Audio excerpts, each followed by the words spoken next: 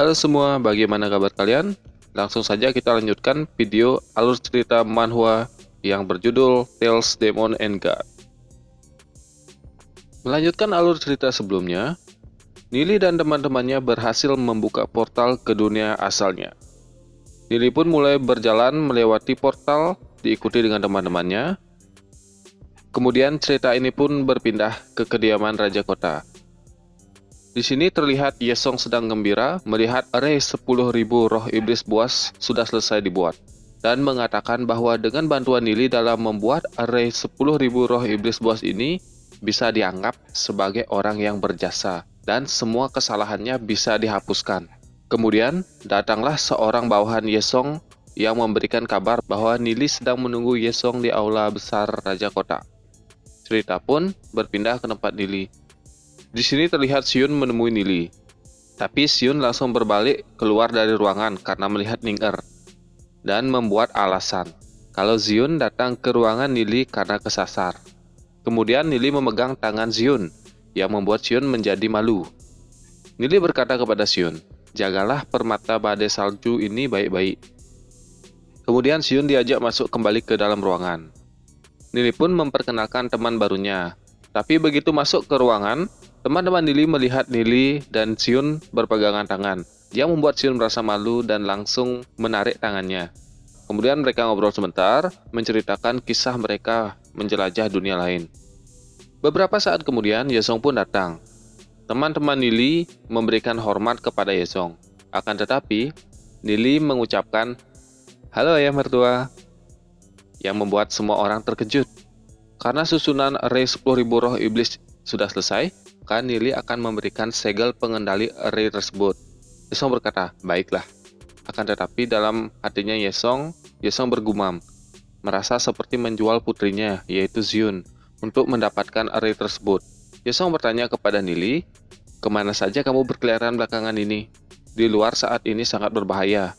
Nili pun langsung menjelaskan bahwa mereka sempat pergi ke reruntuhan kuno dan berhasil mengaktifkan gugusan kuno. Akhirnya mereka memasuki dunia penjara hitam. Yesong pun terkejut karena mereka bisa masuk ke sana, sekaligus meragukan kebenarannya. Nili pun menjawab, "Tentu saja benar," sambil memperlihatkan kristal darah merah, dan memberikan kristal darah merah kepada Yesong. Yesong pun terkejut.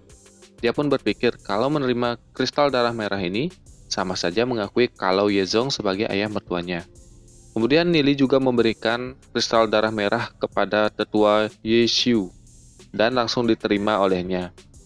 Kemudian Nili berkata kepada Yezong, "Jangan sungkan, karena kita adalah keluarga."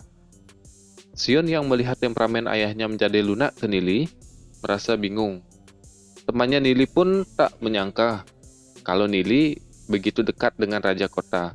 Sepertinya, kalau ingin mendapatkan putrinya, pertama harus dekat dengan ayahnya.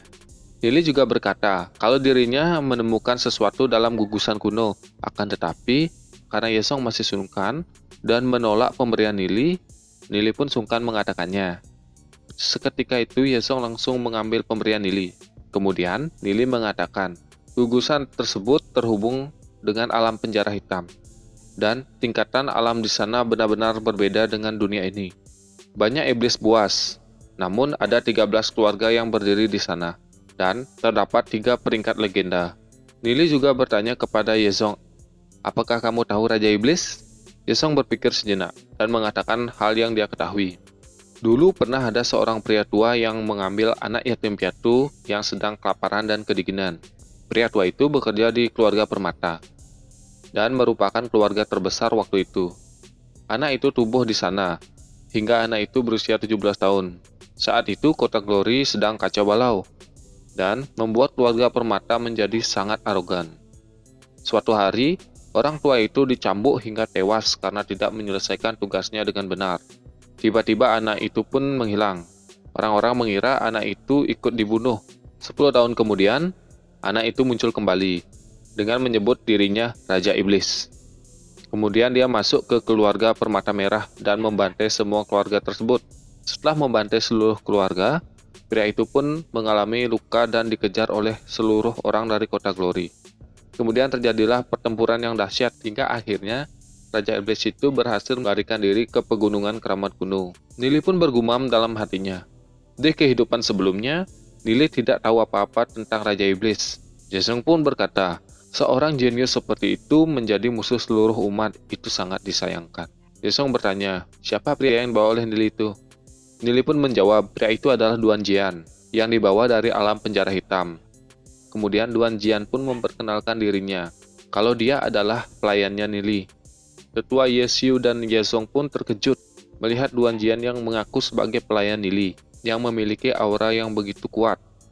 Kemudian Ye Zong menyuruh teman-teman Nili untuk kembali berlatih dan menyuruh Nili tetap di sini karena ada yang ingin dia bicarakan.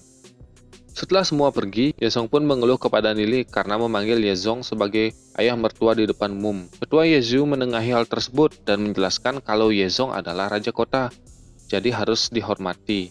Untuk panggilan ayah mertua bisa dilakukan setelah Zion dan Nili resmi bertunangan. Ye Zong pun berkata bahwa mereka sudah mendapatkan bukti kalau keluarga keramat bersekongkol dengan keluarga kegelapan dan berhasil mengidentifikasi cabang yang didirikan oleh keluarga kegelapan dalam kota Glory. Ye Zong pun meminta saran cara mengurus keluarga keramat kepada Nili. Nili pun memberikan saran untuk mengumpulkan para ahli dari semua keluarga dan bilang kepada mereka kalau iblis buas sudah tidak terkendali. Dengan begitu, para ahli keluarga keramat akan berkumpul dalam gugusan 10.000 roh iblis buas. Kemudian Ye Zong bisa menyuruh orang untuk membereskan cabang keluarga kegelapan. Dan elit lainnya menyerang keluarga keramat yang sudah tidak memiliki para ahli. Ye Zong pun menyetujui saran dari Nili. Kita berpindah ke keluarga keramat.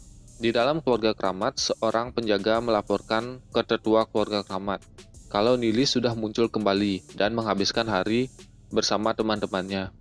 Tetua keluarga keramat mengatakan kalau keluarga badai salju masih belum menemukan bukti apa-apa setelah menyelidiki kita.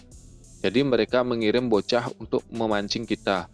Mereka sungguh meremehkan keluarga keramat kita dengan mengirim umpan bocah murhad. Di tempat lain, Xion sedang melamun dan memikirkan Nili yang terkadang bertindak seperti anak kecil, tapi terkadang begitu tenang. Dan apa hubungan Nili dengan Ning Er? Beberapa hari kemudian di ruangan diskusi, bawahan Ye Zong melapor bahwa mereka telah menemukan gerombolan iblis buas yang berjarak beberapa ratus mil dari sini. Diperkirakan akan tiba di kota Glory dalam waktu setengah hari. Nah, bagaimana kelanjutan ceritanya? Jadi kita lanjutkan pada video selanjutnya. Jangan lupa like, komen, dan subscribe. Terima kasih.